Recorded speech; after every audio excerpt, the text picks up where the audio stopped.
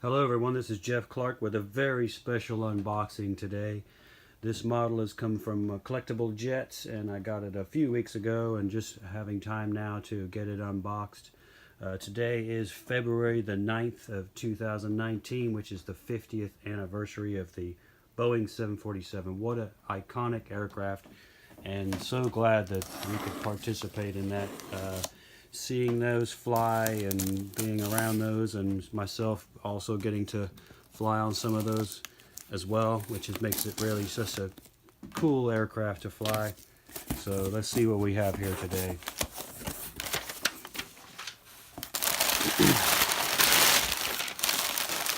This is a JC Wings 200 model. Wow.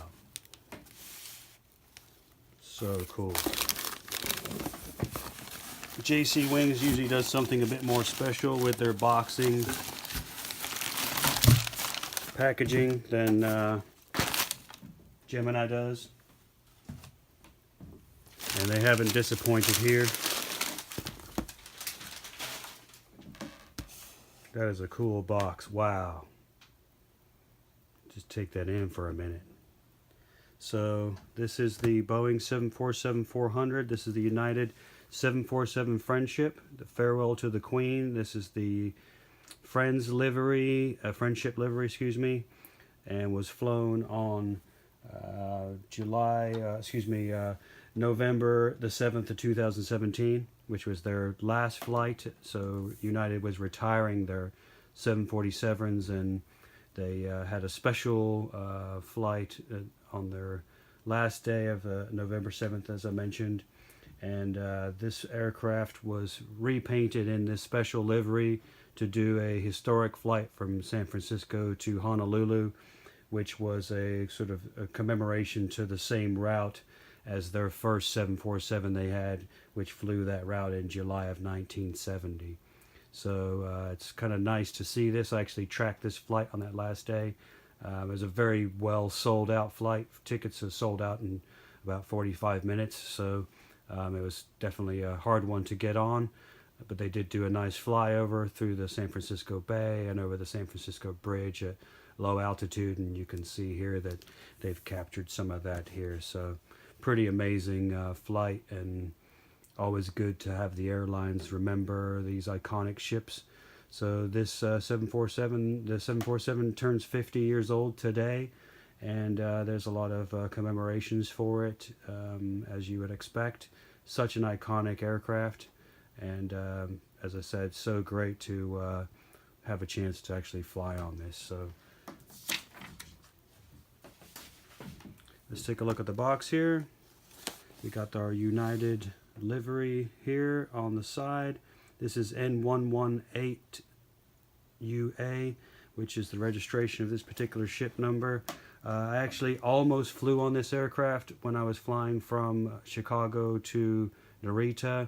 However, the flight from Kansas City to Chicago that I was going to take got canceled, and therefore it interrupted my plans to fly on the 747-400. So I was kind of bummed out about that.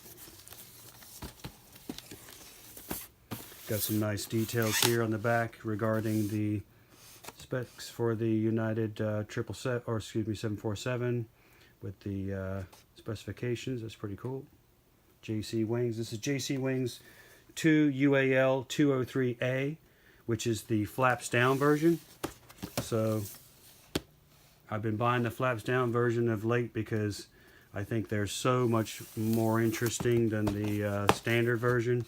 The standard version is great as well, but I think these are just a bit more, have a bit more stuff to look at. Here you can see that beautiful 747-400 with that big top on it. It's going to be pretty amazing model. So let's check it out.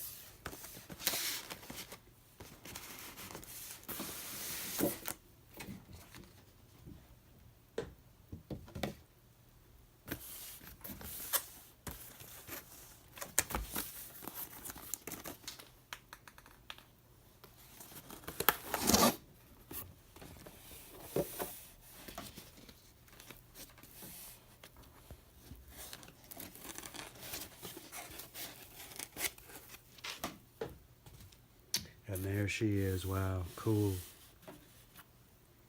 Such a beautiful aircraft the 747 is.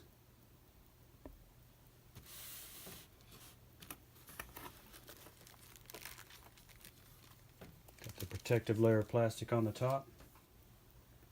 So let's go into a little bit of detail about United Airlines. Their headquarters is in Chicago in the Willis Tower, formerly known as the Sears Tower. And they're a founding member of the Star Alliance with 28 members currently. So I've got to fly on United a lot as part of that, and Lufthansa and a few others. So it's given me an opportunity to fly plenty of Star Alliance aircraft.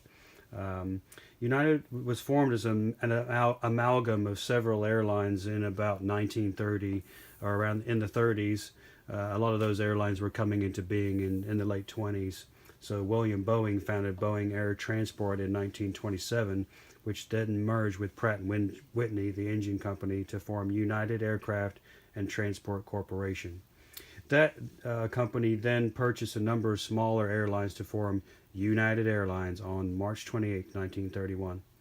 Later on, May 2nd, 2010, so much later, we have the merging of United Airlines and Continental, retaining the Continental logo on the tail, which you see here, the globe, that golden globe there, which is such a iconic component. You see at any airport and you immediately recognize what airline that is. So it's glad that they were able to keep that.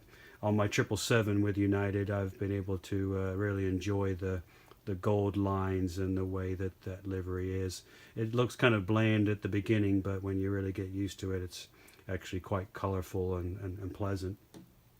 So as I said, they had formed with Continental Airlines, and then when Pan Am went out of business in 1986, United was able to get a bunch of aircraft. Their 747-100 fleet largely came from Pan Am, and then they flew those to their retirement. That was in 1986, and they also scored a number of the Pan Am international routes, which were so favored, and that allowed them to really become a true international airline. So that's very interesting. Of course, 747, the brainchild of Joe Sutter. One trip approaching Boeing and saying, hey, I want something to upgrade from the 707 to a true wide-body, world-class airliner that can haul lots of people a long way. And Joe Sutter gave birth to this idea of the 747. They were dubbed the Incredibles because they were able to build and design the aircraft so quickly. Also, Boeing had to build a whole new plant in Everett, which is their current large wide-body manufacturing facility, which is the largest building in the world by volume. So I've actually had a chance to go there and do the tour of that place, which is absolutely amazing. So, well, let's take a look here. Looks like everything's to be in order. Here we have the metal stand. Oh, excellent. We've got a nice, actually some kind of detail on the stand, which is a new thing because they went to these metal stands some time ago. And so kind of finding them with anything unique on them has been kind of hard to do. So, but this is cool with the United Boeing 747-400, the 1/200 scale. That's neat. And we got this little pad here. This protects the model from getting scratched up. Then we have the gear in a separate package, which is pretty much standard these days, it seems, for the model manufacturers to do. So we've got the wing gear and the body gear for the 747 here. Then we also have these covers, which we can use if we prefer to have the plane in the in-flight mode. I have all my planes stored with the gear down, sitting on the gear. I don't use any of the stands just to conserve space. So I have no need for these, but they do come with some little tools, and they usually come with the marking, so they're appropriate for the actual registration.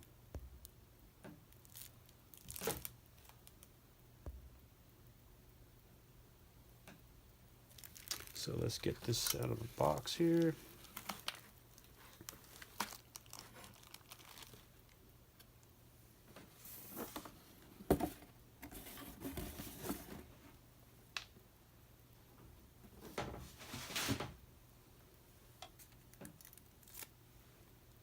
Let's check it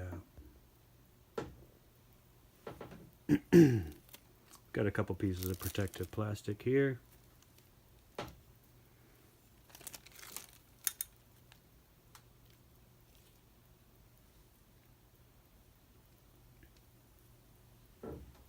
And as I mentioned, this is the flaps down version. So you see the flaps are fully extended. 3-piece slotted flap, and also the slats are deployed on the front. This is a Krieger slat, so it actually rotates out from underneath the bottom of the wing instead of the leading edge sliding forward to create the slat, which makes it a bit more unique. That's especially for the 747. So let's have a look here. Wow, so cool.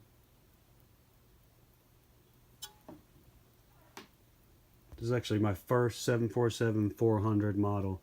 I've got a few of the 747-100s, the classics, but they are nowhere near the modernity of the current 747 or the Dash 8. So it's nice to have this 400. I also have a Dash 8 of the Intercontinental 747 with Lufthansa, which is my most viewed video of all. It's a great unboxing video. If you haven't seen it, check it out. So let's just get a look at those beautiful lines. Wow. It's the first time I'm seeing this for myself, so I'm kind of taking it in a little bit. We've got this 4-star United 747 Friendship livery, which was unique for this trip.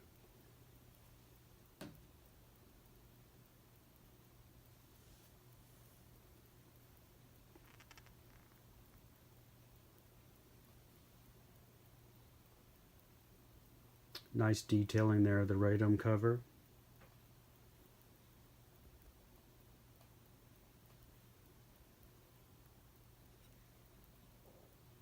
And 747-400, that's so the ground crew can tell the aircraft where to stop. We've got our static ports and pitot tubes here on the side.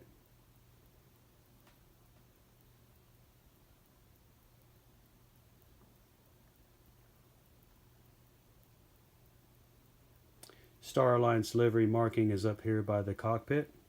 Typically it's next to the L1 door.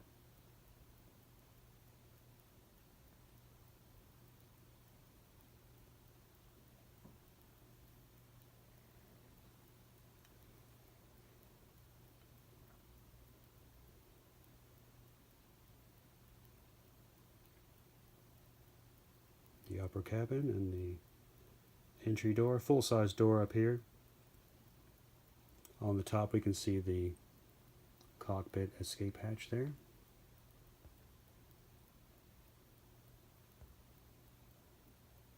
Try to get that in focus if I can.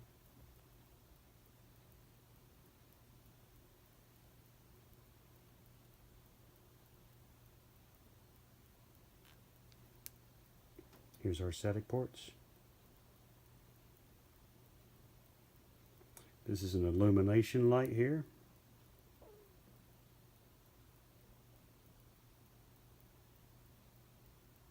The L2 door.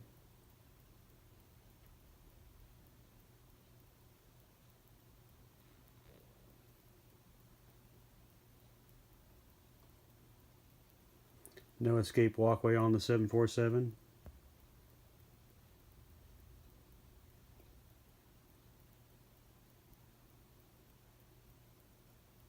L3 and the L4 door.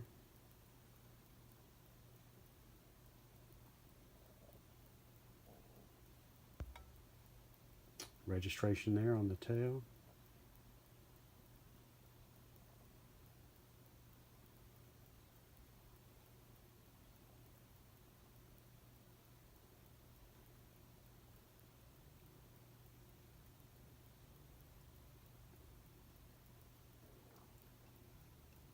It's a very rich color of blue, and the gold really stands out. It's hard to kind of get a good angle where it shows you the reflectivity of that on the camera, but it is really nice and quite vivid in person.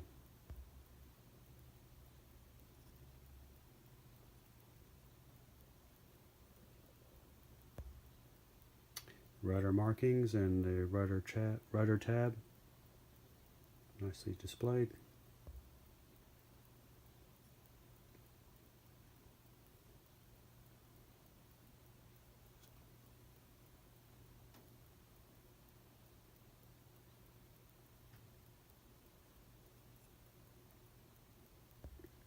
Nice details on the horizontal stabilizer. We have our tail illumination lights and our horizontal stabilizer there, elevators.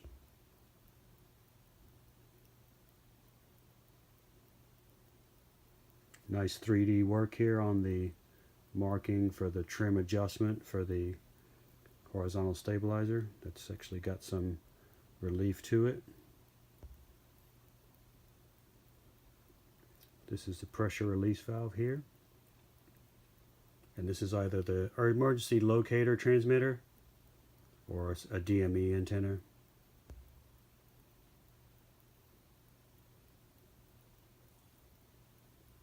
At the tail we have the auxiliary power unit, the APU exhaust hole, and there's also a strobe light there that blinks anytime the aircraft is in operation. Underneath we have the auxiliary power unit housing doors. So the power unit just sits in this bay here and then exhausts out through the hole I just showed you. These doors allow you to access it.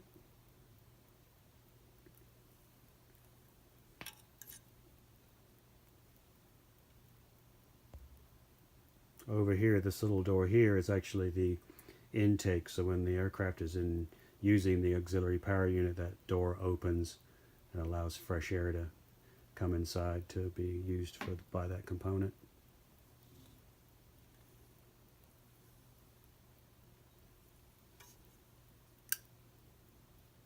Take a look at the starboard side. Emergency entrance marks for egress and ingress for rescue type situations. Forward cargo loading door.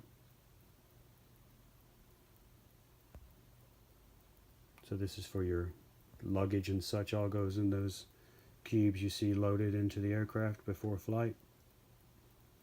These are inspection lights. One light is actually for the operator of the LD3 loading system, the machine that loads it, and then this other one is actually an engine inspection light. We got a knock duct here on the lower surface.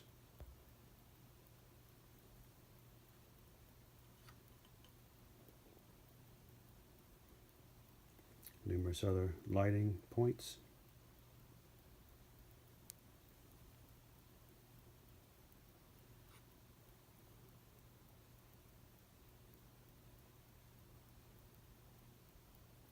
Towards the rear of the aircraft, then we have the aft loading door.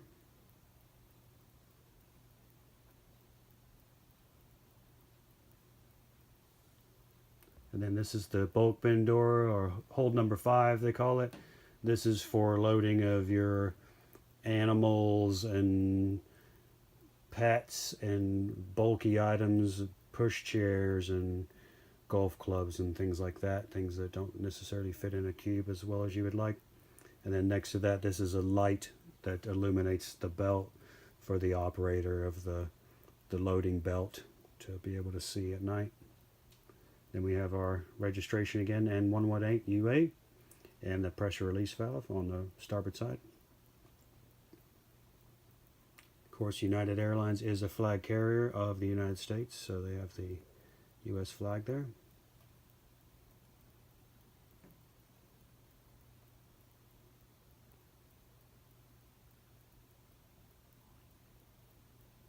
Very nice.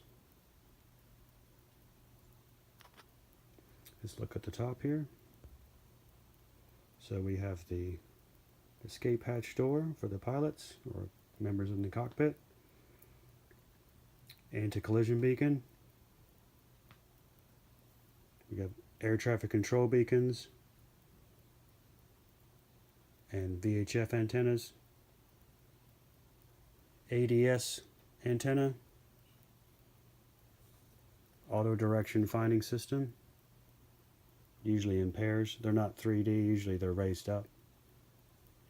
This is our SAT antenna, so this allows the aircraft to communicate with the ground, to receive weather updates and flight information from headquarters, and also allow the engines to communicate with the satellites to monitor their performance and such. This larger antenna was added in around 2012. That's your Wi-Fi.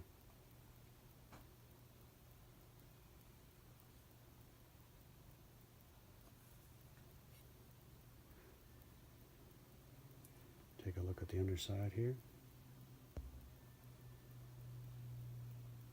Landing gear door. This is the hole where the gear will go when we take it out of the package.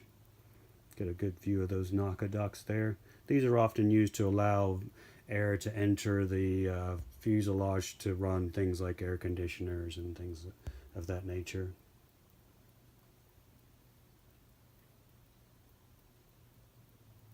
These are the power pack exhaust ports for the AC units.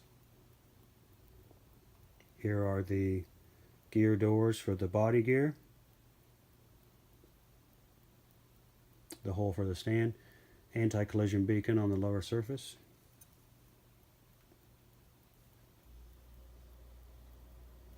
There's a little hole here. I'm not sure what that is about.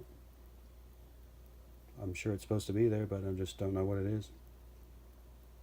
This is a Dme antenna.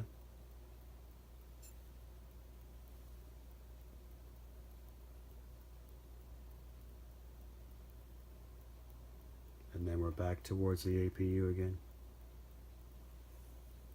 Now let's take a look at these wings. Wingspan on the 747, 212 feet, or 211 feet, which is about the same as the 777. But of course we have 4 engines here. Serial number on this aircraft is 28811, and the line number was 1201. So the first flight of this aircraft was on February 10th, 1999, which is 20 years tomorrow. So we've got a couple of great dates right around this period to reflect upon, of the first flight of this aircraft and then the first flight of the first 747. Wow. Special day. This aircraft was delivered on February 24th, 1999.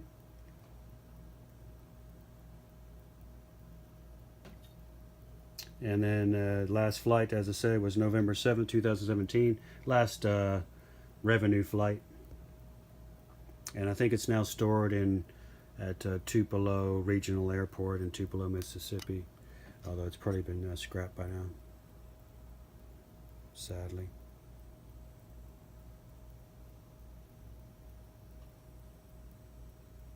Very nice. Those slats and flaps are so cool. And the 747 has these winglet devices. These are almost 12 feet. They look small when you're looking out the window, but they're actually much, much larger. So we have our fuel dump nozzle here. We've got our ailerons here. We've got our flaps in their extended position. We have the flaperon in the middle, which is a control surface. And then we've got our spoilers here on the upper surface, 2 here as well. On the leading edge, we've got our Krieger slats.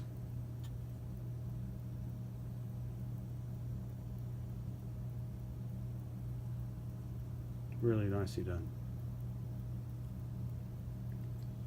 Take a look at the other side.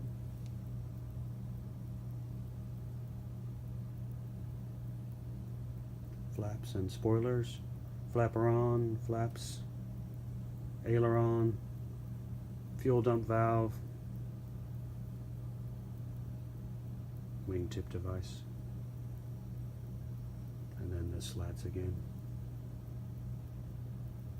Let's turn this aircraft over so we can see a little bit better. Flap track fairings look really nice. These are the components that hide the gear mechanism, which you might be able to see in there. they did do a really nice job of getting that in there and trying to execute that, which is cool. I appreciate that. You see those on pretty much every aircraft, but it's hard to figure out what they do because you only can see the ends of them poking out. And you can see the Krieger flap actuators, so these are pins that push out on the flap to extend it. You can imagine there's quite a bit of airflow wanting to push against those. This is a wingtip vent, this little triangle, so it's a vapor tank that's in the wingtip, and that allows fuel that's sloshing around, or not so much that term, but fuel that's creating vapor to allow to accumulate in that space. So they will purge those tanks. You'll see them sometimes in takeoff videos. You'll see those tanks being purged out.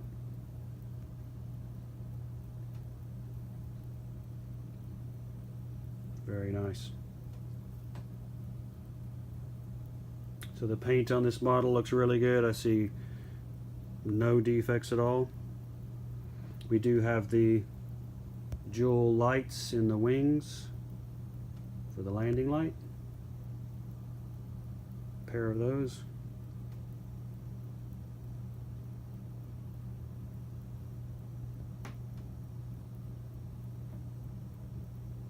Look forward to getting out the gear and checking those out as well.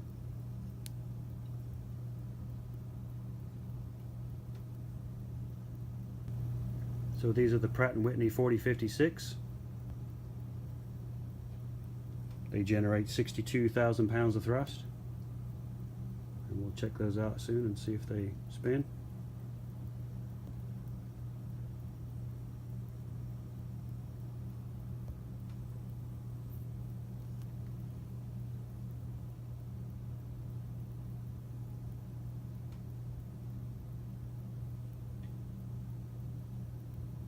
So wingspan was 211 feet 5 inches, length 231 feet 10 inches. So the 777-300ER is 242 feet in length, so it's a little bit shorter than that. But the Dash 8 version of the 747 is the longest aircraft in the world. Commercial airliner in the world, excuse me. The height is 63 feet 10 inches at the tail.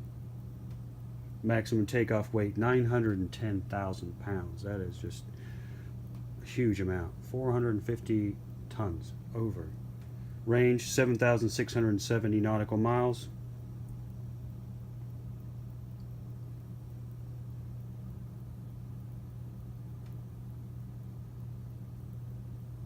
And this flew the final United Airlines flight, UA747, aptly named.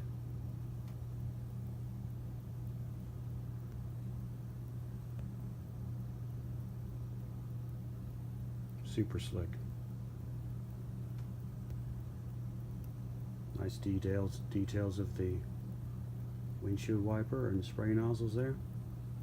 Radome cover is really nice with the markings and such.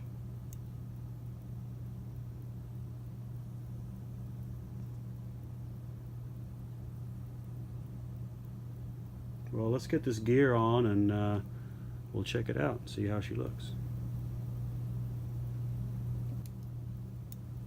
So let's check out this gear here.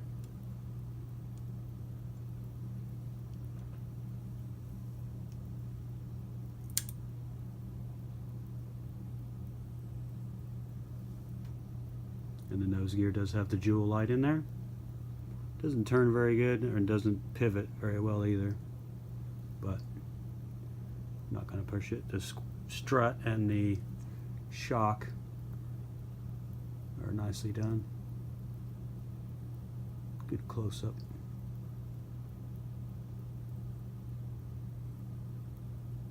It's 8418, I believe that's the fleet number that United Airlines use.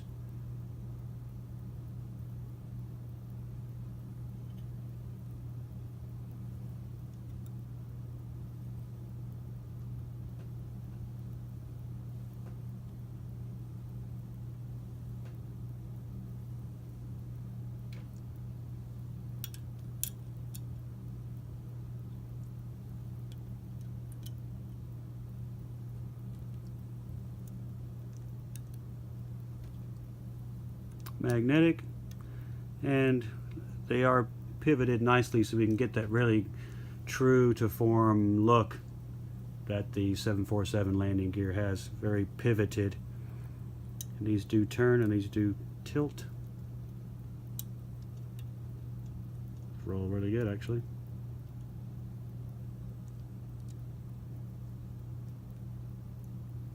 Nice detail of the mounts and everything there.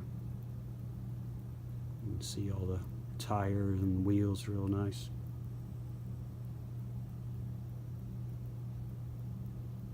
It's cool they get as much detail into a model.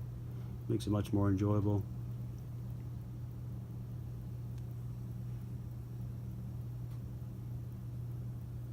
Nice view of those jewel lights there.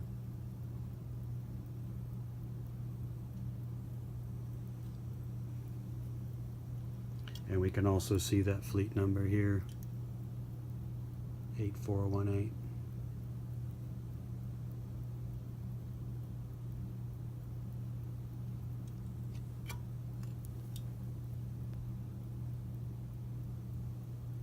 Check out the stand.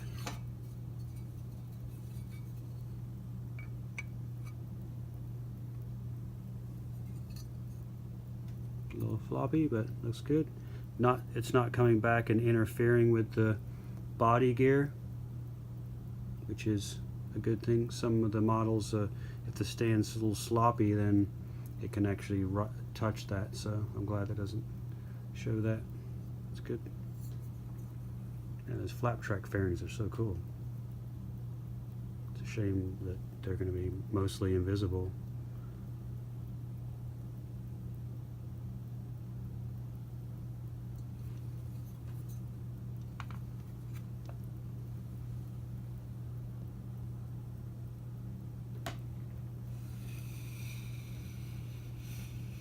Sits nice and straight on the stand.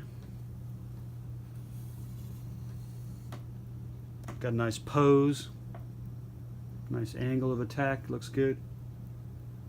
Looks like it's in a sort of landing configuration, which I like, as the flaps are in that fully deployed state.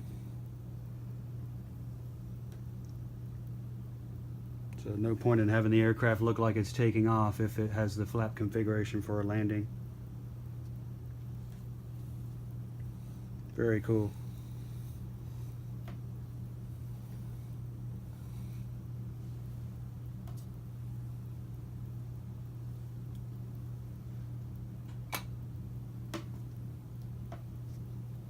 Let's check out these engines.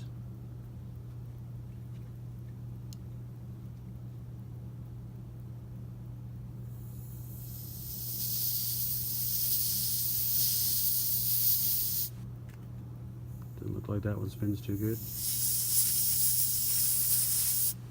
That one did a little bit.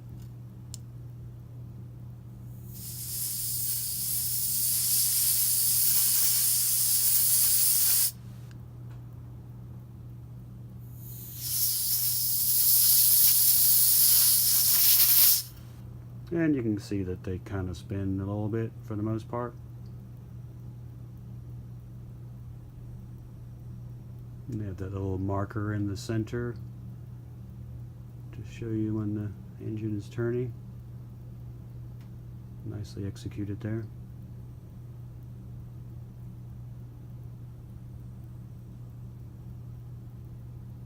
Fan blades look good. Exhaust nozzles look good. No bluing, which is something that they have been doing on some of the models, but not in this case. Super cool. Well, this is a really truly iconic aircraft, and so glad that I've been able to fly on the 747. Not the 400, but I flew on the old British Airways and BOAC 747s back in the 70s. Almost got to fly on this exact aircraft, but I was thwarted by the weather. We have our green navigation light here and a strobe light, and then the position light on the tail too.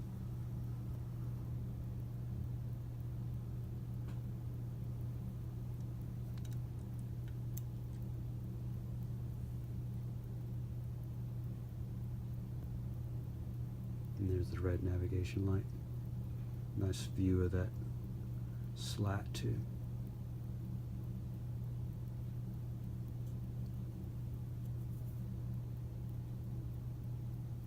So the flaps down, just such an impressive detail. It's my second flaps down model, so glad to be able to get one that has that much more interest and shows you really the size of those wings. I mean, those flaps and slats add 90% to the overall lift characteristics of the wing when it's fully deployed. So that allows this aircraft to just haul that much more weight and get that much more weight off the ground.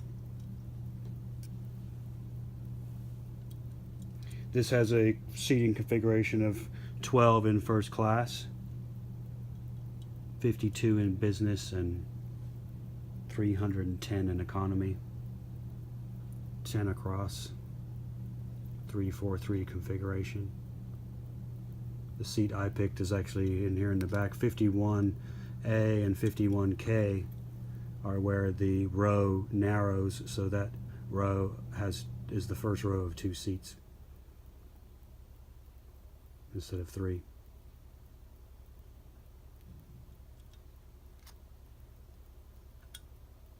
So very cool. Hopefully you guys may have this model on the way.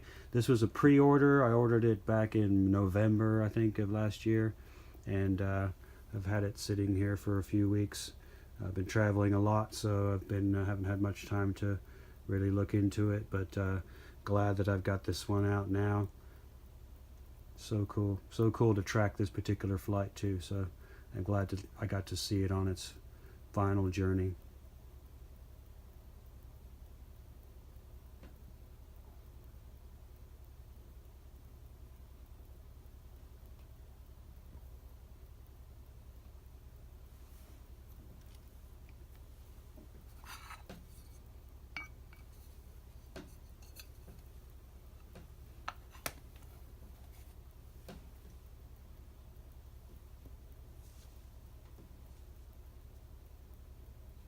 Thanks for watching.